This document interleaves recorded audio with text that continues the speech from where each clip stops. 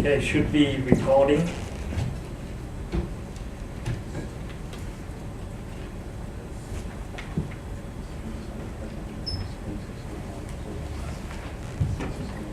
Okay, let's start, everyone.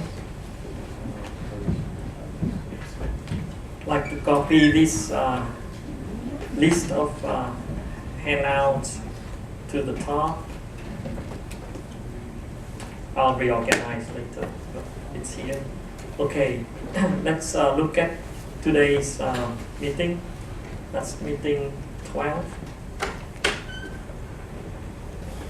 Yeah, and let me zoom in to fit. Yeah, so you have, let me bring up the mask.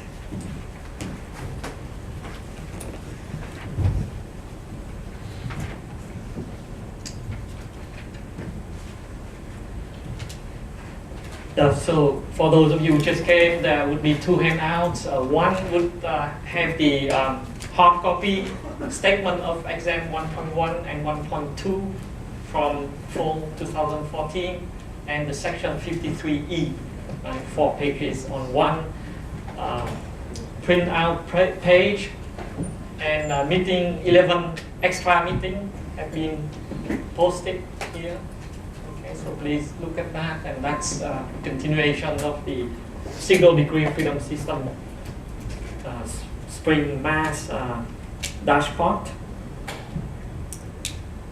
And there's something called the Euler formula. This is a famous formula that you want to be familiar with. Okay, street fighting mathematics. This is what I mentioned last time. This is the book. The art of educated guessing and opportunistic problem solving. And this is the MOOC at MITx. You can get into there if you'd like to take the course. And essentially, this is an excerpt from the site. So the course teaches as the antidote to rigor mortis, the art of educated guessing and opportunistic problem solving. You will work hard. So it's, even though it's street fighting, but there's a lot of work to master the technique.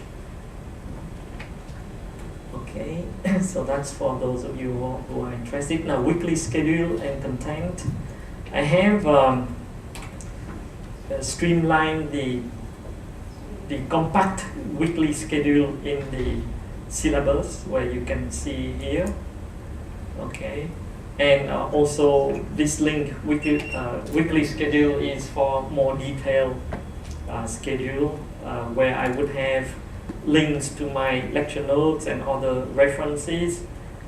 And let me zoom in to mention one particular reference that I just added. That's this one here. And this is the book titled Engineering Vibration, by Inman, 2013, and this is the book that is used in the vibration course. How many of you are taking vibration in parallel? One? Only one? Okay, so you will be prepared, and this is something in addition to the other references that you can use to read if you need to. In principle, my lecture notes and my lectures should be sufficient. For example, so here I specifically give you mention a few chapters in Inman 2013. For example, chapter 1 would be single degree freedom system. That's basically the spring mass damper, but Inman treatment is not as general as in our course. For example, if you look at chapter 1, there would be no damper. And actually, at the beginning, there would be no applied forces either. And then chapter 2, harmonic excitation of damped single degree freedom system. That's when you apply a periodic force on the mass pole. Is that pole? Okay. Can you turn your microphone down just a little bit? It's getting feedback. Oh, okay, yeah. It also depends on where I stand, right? So let me. Is it better? I probably need to adjust a few times. Okay, yeah, this is also related to Fourier analysis, Fourier series. Now, chapter 4 is the case of 2 degree of freedom system. That's what we are dealing with in the first half. And if you look into chapter 4, it's also not as general as what we're looking at. For example, he did not consider damping, whereas we do have damping. Okay, so these are additional reference that if you want to look at to have more reading, that would be fine to complement my lecture notes and my lecture. I have annotated my handwritten note from last time, and you know, we went through, this is the derivation of the equivalent spring for a continuous elastic ball, and we look at you know, to push forward the solution of problem 1 in exam 1.1, and we have completed that part.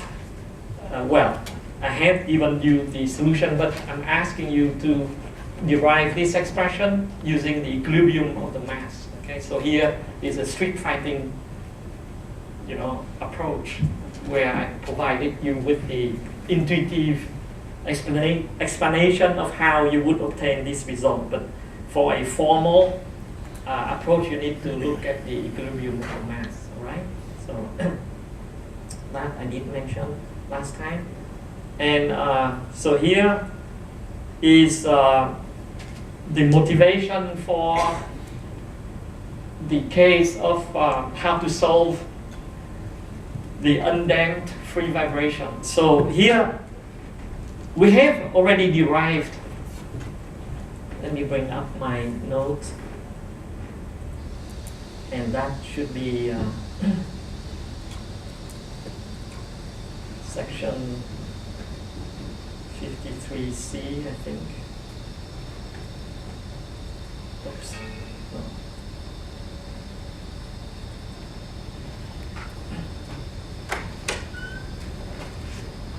Yeah, so this is, let me zoom out. So,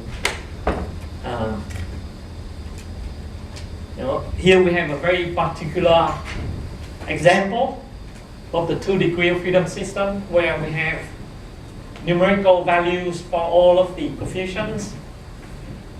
And so without rehashing what I already explained, we have derived this equation of motion, right? So meaning the equation, the differential equation in matrix form. This is the compact form with matrix variables and with the displacement as unknown to be solved for.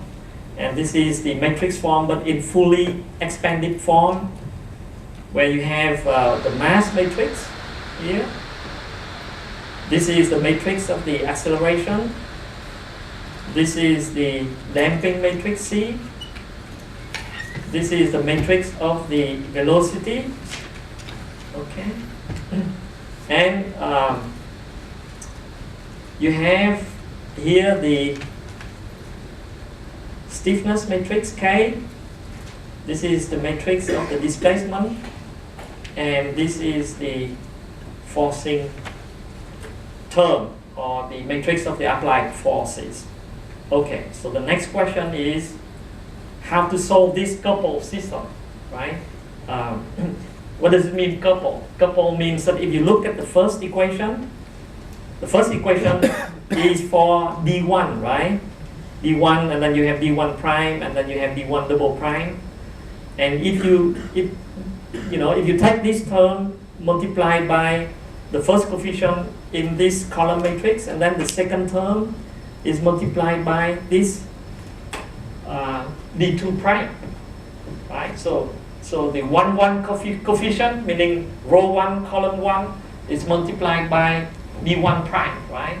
And then the 1, 2 coefficient, meaning row 1, column 2, is multiplied by D2 prime. So you see in the first equation, you have the presence of both D1 and D2 velocity, but the same thing happens here too. You know, you take the 1, 1 coefficient 14 multiplied by d1, and then minus square root of 6 multiplied by d2. You see, you have the presence of the second unknown in the equation for the first unknown.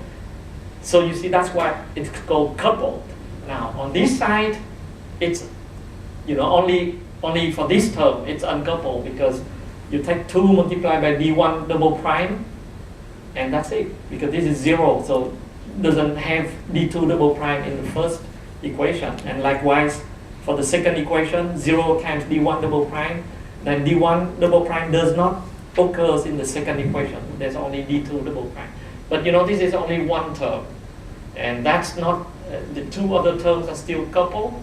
So the goal now is to uncouple, find a way to uncouple these 2 equations, because once you uncouple them, then they becomes scalar second order ODE, which you can use the tools that you learn in differential equation as well as in this course. You see all the sections, section 1 and 2 in the extra lectures. That's for your review. Okay. So, so the next step is to uncouple. And how to uncouple? That's by looking at the generalized eigenvalue problem. These are the initial conditions. We have gone through this, you know. So here, the by looking at the undamped free vibration, and the undamped free vibration will lead to the generalized eigenvalue problem that will eventually allow you to uncouple. Okay, so there's still a lot of more steps, but so here, free vibration, there's no applied force. Undamped, there's no no damping term. Okay, and yeah, so this is the fully expanded form. Okay. Now, so we will have gone through this, and I don't want to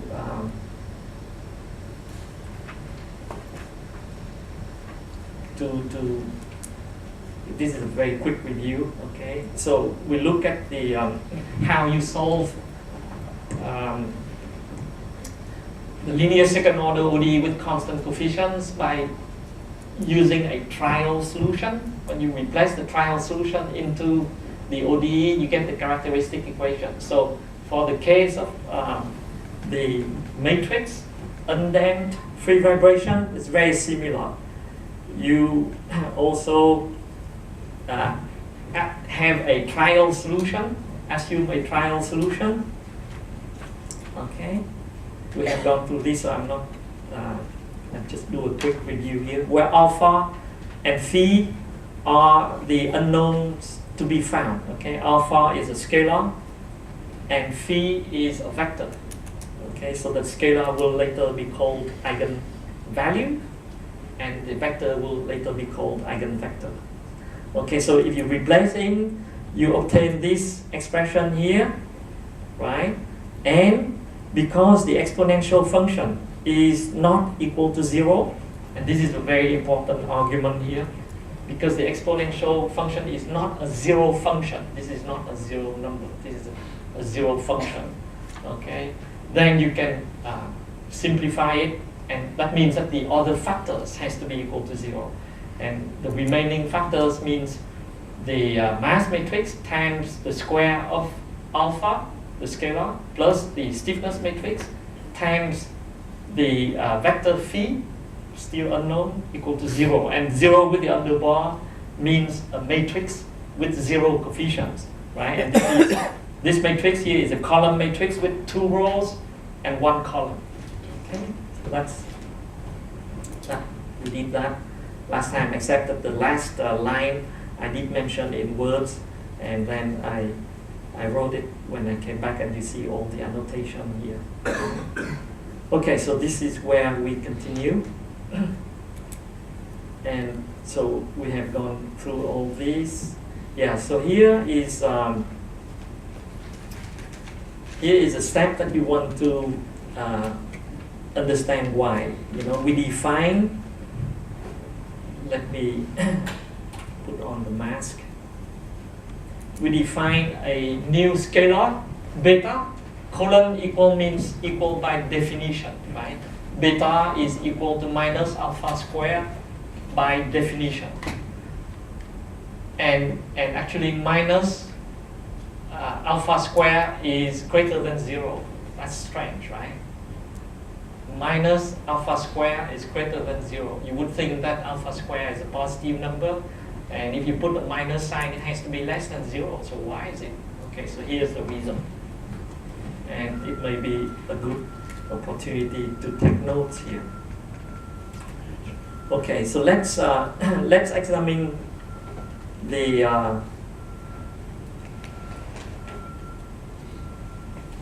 trial solution to solve the undamped free vibration. Okay, you see, e to the alpha t times an unknown vector to be found, right? Eventually you will find that unknown vector phi, which will be called the eigenvectors. But you know, this is an oscillatory phenomenon, right? I mean, the exponential function is just smooth; it doesn't oscillate at all. So how do you make the exponential function to represent oscillations? Any contribution? This is a review of differential equation here, Robert. Multiply by like a sine function. Multiply by? Like a sine function.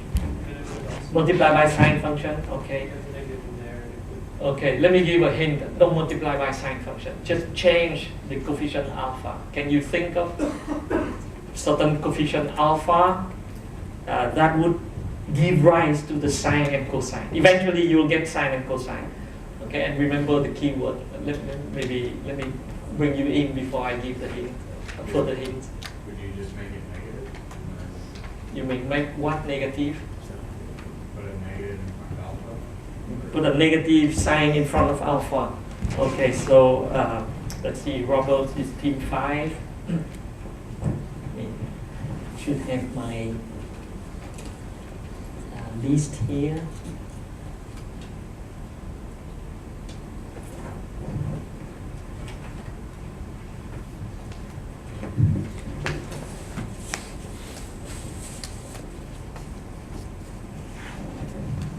Yeah, so what is your team number and name? William, team 3. William, team 3, okay. So, I have Robert, team 5, and William, team 3. So, and the rest of the class, please think what William just said. You know, put a minus sign in front of the alpha. Do you have, can you get sine and cosine out of that? You know, exponential of minus alpha t. Right? If alpha is a real number, it's just a very smooth curve that goes down to 0, right? If alpha is positive. Matt? Could you put an imaginary number? So Very good, excellent. This is it. If alpha is imaginary, so let's write it over here in my new note. You know, alpha imaginary, then alpha squared. And so let's say alpha equal to, let's say, I times omega. Let's say omega later on plays a very important role. It's called the circular frequency of vibration. Then you see that alpha square is equal to I square times omega square, and I is the imaginary unit.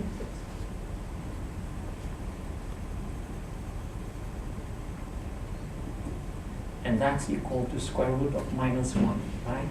So therefore I square is equal to minus 1. Okay, so therefore alpha square is equal to minus omega square, and that's less than 0. Okay, why? But let's see why Matt said, well, you know, if you take an imaginary number, then you get sine and cosine. Well, you know, if you look at E alpha t, then becomes E I omega t, right? So how do we get sine and cosine out of exponential of I omega t? with I being square root of minus 1. You know, what famous name do we invoke? Euler. Okay, Euler. The Euler formula allow you to, and this is all in my section 1 to section 5. So this is cosine of omega t plus I sine of omega t. Okay, this is a famous Euler formula. Okay, that's how you get the oscillations coming in, and that is by enforcing alpha to be purely imaginary. Later on, we can look at the case where it has the real part. Okay, so a few words from here. You know, I equal to square root of minus 1 is one of the 17 equations that change the world. You may look down on this simple equation, but it took hundreds of years for brilliant minds to come up with this concept of imaginary numbers, okay, complex numbers. And without complex numbers, there would not, be aerodynamics and airplanes flying. Right? It's the analysis to make airplanes more efficient. Of course, the Wright brothers still need to use complex numbers to make airplanes, but if you want to have supersonic and fast airplane, then you need to do analysis and you need to rely on complex numbers later. Okay, but closer to what we are doing, this is important for vibration, as you saw there. And another thing that is also very famous is the following. Let me, in general, Euler formula is written as follows: E to the I theta equal to cosine of theta plus I sine of theta. Okay. Now, what if you take theta, let theta equal to pi? Then what would be e to the I pi equal to? What would be the result, Brennan? Negative 1, minus 1, yes, minus 1. Okay, let me, not forgetting Matt, team 8, right, and Brennan. Matt, team 8. And Brennan is team, what number? Team 3.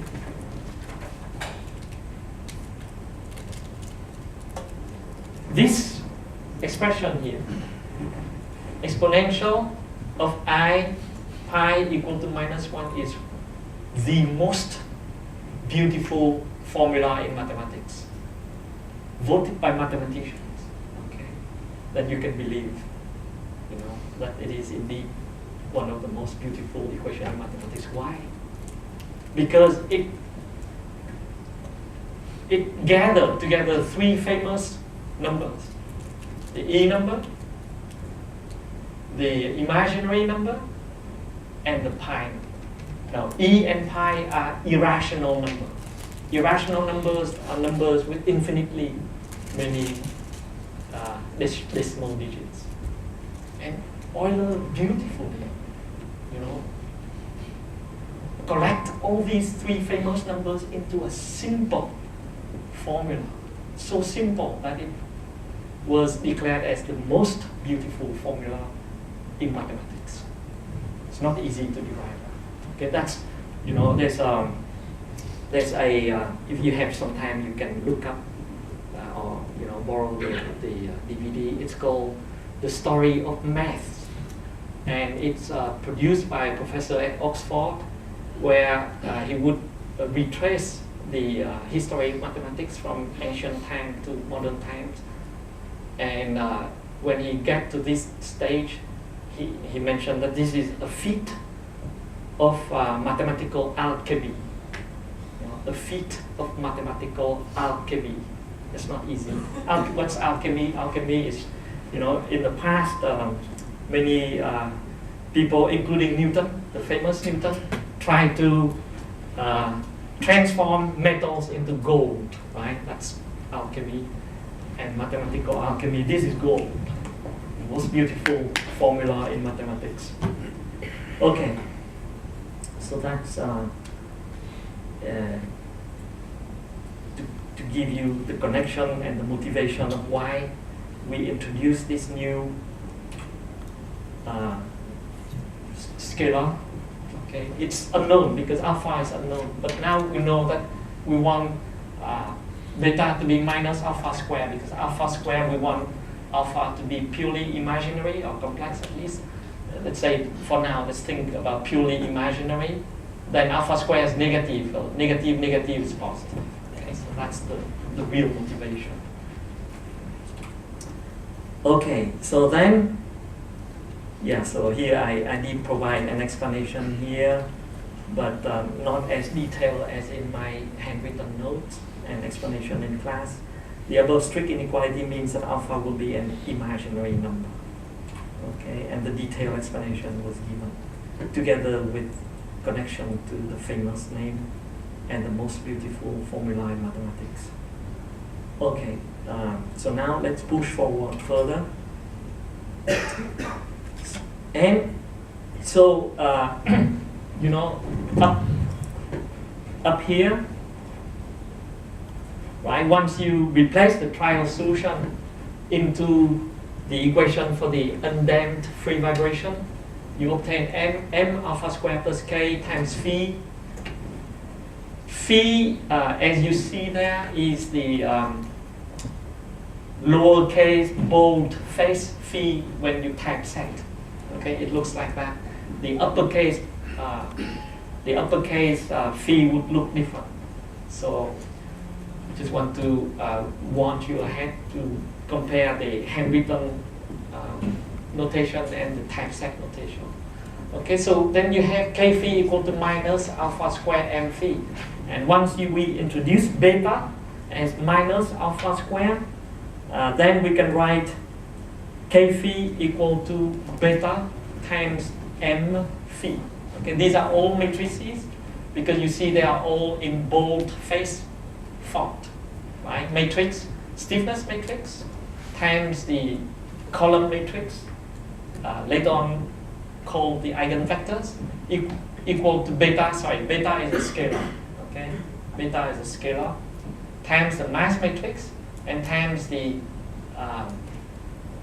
vector or matrix, column matrix phi, all right?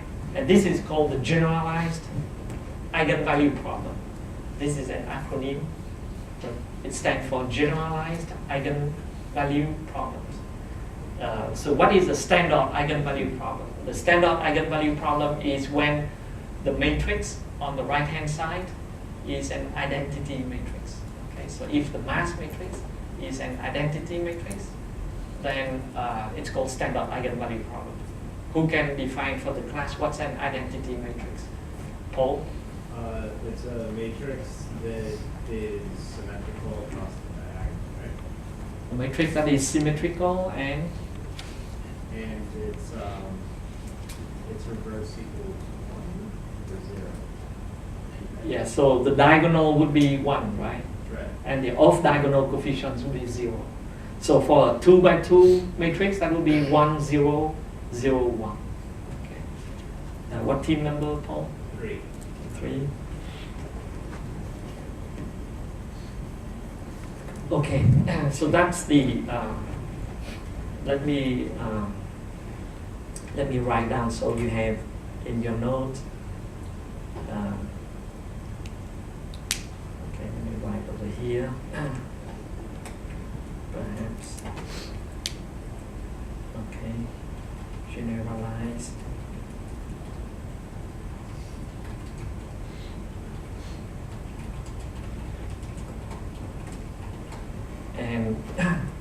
So that would be K phi equal to beta n phi. Phi or phi? The Greeks would pronounce phi. So here is the lowercase phi in handwritten mode, and the underbar means it's a matrix quantity, that's boldface. Okay, so now standard eigenvalue problem.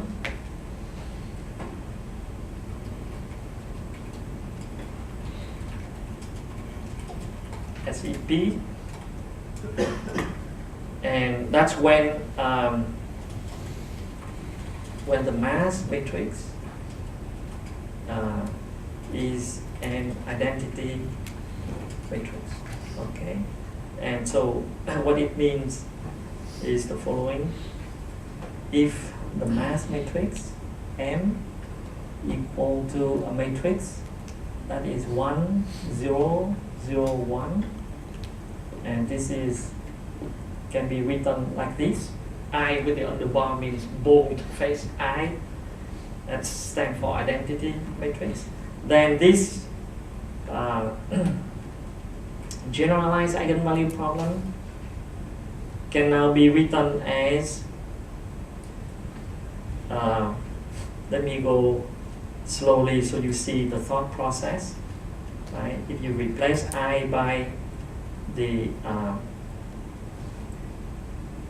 identity matrix, okay, then what happened to I times phi? Anyone? Contribution? What happened to the identity matrix times phi? Kevin? That just becomes phi, doesn't it? That just That becomes just what? becomes phi. The Phi, yes, matrix phi. yes. Kevin is team 7.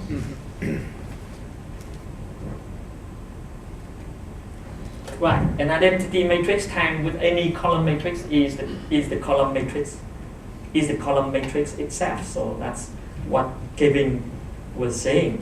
And I times phi is phi. So therefore, the end result is that you would have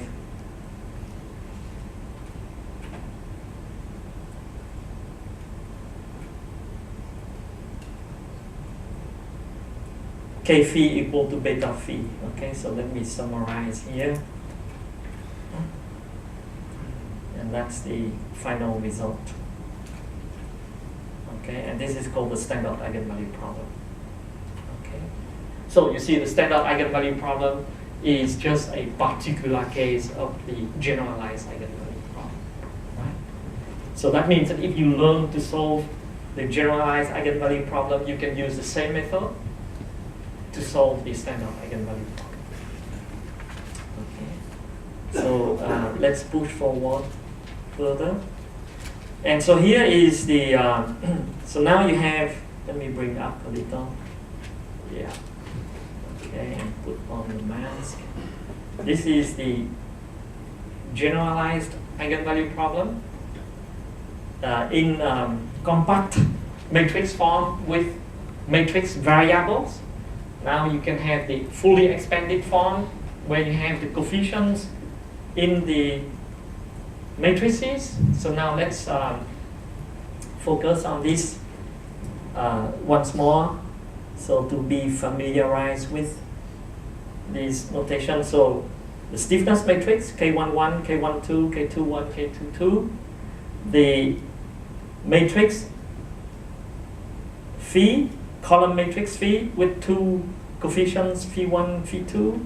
Beta is a scalar, right? The mass matrix is diagonal in this particular case, but when you go into more advanced level, the mass matrix can be also full, okay? Meaning that the off-diagonal coefficients need not be zero, but that's when you get into finite element method and even maybe more advanced than at the undergraduate level.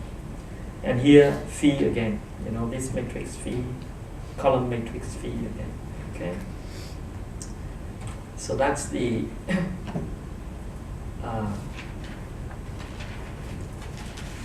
fully expanded form, but we have not replaced into this form here, which still stay as variables.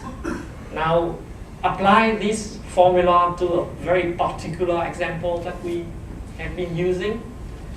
Then you have, this is the stiffness matrix of the particular example that I started with numerical values, and the mass matrix, right? M1, M2. And what are the unknowns? The unknowns are beta, that's the eigenvalue, and this column matrix, which is called the eigenvectors. Later on, you will see that there would be 2 eigenvalues and 2 eigenvectors when you solve the generalized eigenvalue problem. Okay. So far, so good. Any questions? Okay, let's push forward. Okay, so here is a theorem that we will not prove here. Okay, what it says that the this generalized eigenvalue problem that you saw, in which both the mass matrix and the stiffness matrix are positive definite. You know, you'll see what it means. It means that having positive eigenvalues. Okay, then there are 2 real positive eigenvalues, beta 1 and beta 2. Now, physically, when you do a vibration problems, the eigenvalues correspond to the vibration frequency. Okay, you will see it's really omega square, and omega is called the circular vibration frequency, to be distinguished from the frequency itself. And we'll, you know, I'll give more detail later. So now let's try to reduce the 2 degree of freedom system to a single degree of freedom system for you to have a better feel, right, for what we are doing. As clearly the single degree of freedom system is a particular case of the 2 degree of freedom system. And so, you know, corresponding to the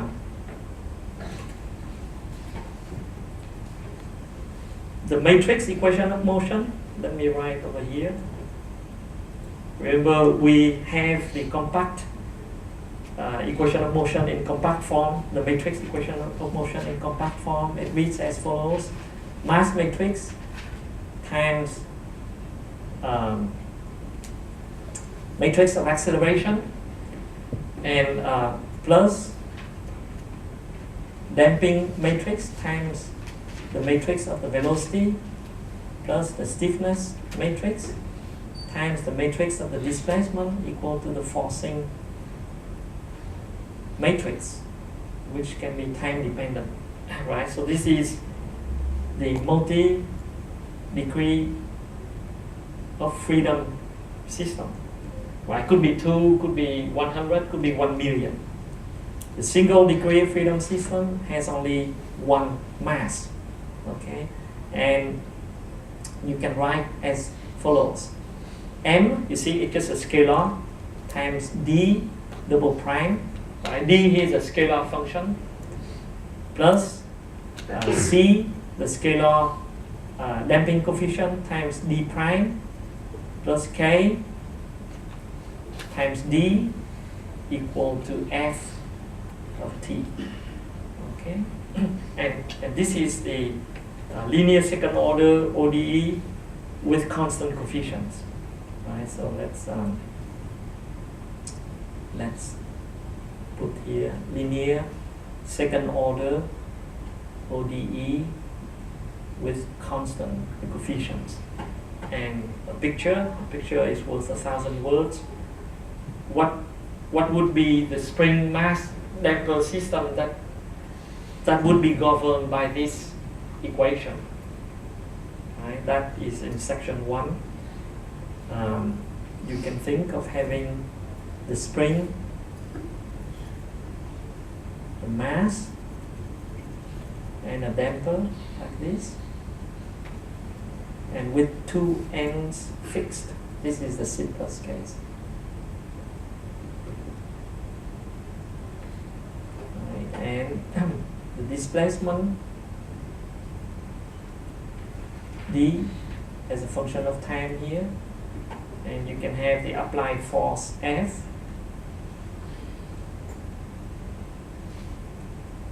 function of time t, and here you have the spring constant, the mass, and the damping constant. Okay, you can derive this by now. You can just do Euler cut and do equilibrium of the mass. You should get this equation of motion. All right. So now the undamped free vibration would be for the multiple degree freedom system. That would be md double prime plus kd equal to 0. Right. That's undamped free vibration. So what is undamped free vibration in the single degree of freedom system? So that's the goal. That's the goal of this note here. That would be md double prime plus kd equal to 0. Right? You have only the inertial force plus the spring force equal to 0. Undamped, no damping force, free vibration, no forcing term. Okay, so entirely parallel. Now this equation you can solve easily because that's what you learned before, but I want to make it parallel to the matrix case. So let's use the trial solution as e to the alpha t times phi. Phi here is a scalar, okay, no longer a matrix. And later on you can see that phi can be set to 1. Okay, so in fact there's only one unknown here. And that's, remember, we recall how to find the homogeneous solution in the last lecture as well as in this lecture. So here I did say here, phi here is a constant scalar. Okay, and substitute that into the this equation of motion here, right? Substitute this trial solution into the equation of motion. Then you would obtain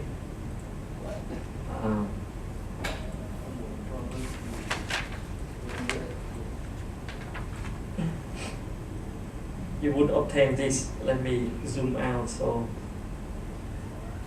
you can have all three expressions on the same screen, right? So if you substitute the trial solution into the equation for undamped free vibration in single degree freedom system, then you obtain this, right? Alpha square m plus k times phi equal to 0.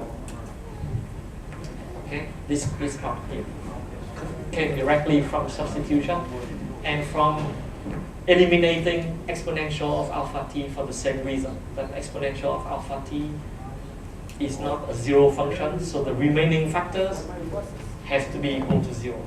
Okay, and then phi is a scalar, not equal to 0, so the term in parentheses here must be equal to 0. So therefore you deduce alpha square is minus k over m. So now you see alpha square is actually a negative number because k, the spring constant, is positive, m, the mass, is positive. So here is a clear example why alpha square is negative. So therefore alpha is an imaginary number, right, as written here, plus or minus I omega. Okay, with I being minus square root of 1, and you can also identify omega with square root of k over m. So this is called the circular vibration frequency of a single degree freedom system. Okay, and so let's yeah. So here, so you have two. Let me move up here and put on the mask. Right, you have two solutions. You have two solutions for alpha. Alpha equal to plus or minus 1. So there are two solutions. So these two solutions are written here. E to the plus I omega t and e to the minus I omega t.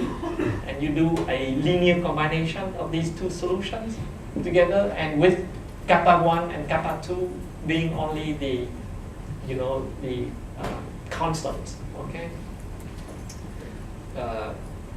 And using Euler formula and some additional reasoning, you can transform this seemingly complex valued function, because there's I, I is imaginary unit, but the result has to be a real function, right? Displacement has to be a real valued function with some argument manipulation in my lecture notes, and you have the video there. You can write the result as the sum or linear combination of cosine and sine of omega t, with A and B are the constants to be determined. Contribution. How do you determine the constant A and B? Remember, this is a second order ODE. How do you find the constants? Somebody new. Let's see. I'd like to bring in someone new. Maybe, yes. The characteristic equation. Characteristic equation. What is your team number? 6. Team 6, and what's the name? Dylan. Dylan. Okay. Ian, let me give you the answer. You have two initial conditions, so you need two constants to satisfy the two initial conditions. Okay. So Dylan, team 6. Okay. And so have enough time for lecture summary. You have each team members please contribute one or two points that you learned today. Let me see. Yeah, let's do more.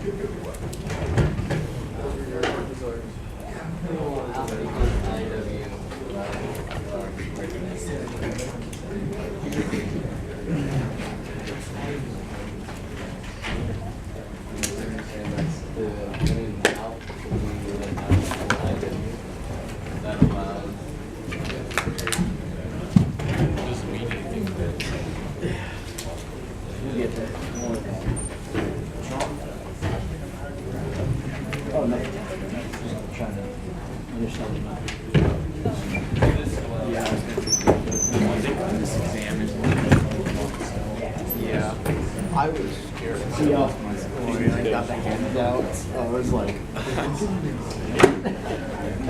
No, I remember looking and making sure it's not the you know, I checked because I was like, wait, what if it's Friday? Do I pay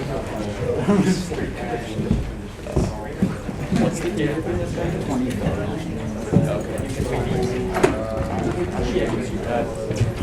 23rd. Yeah. For a while. I want to show the date. Yeah, please leave. Yeah, thank you.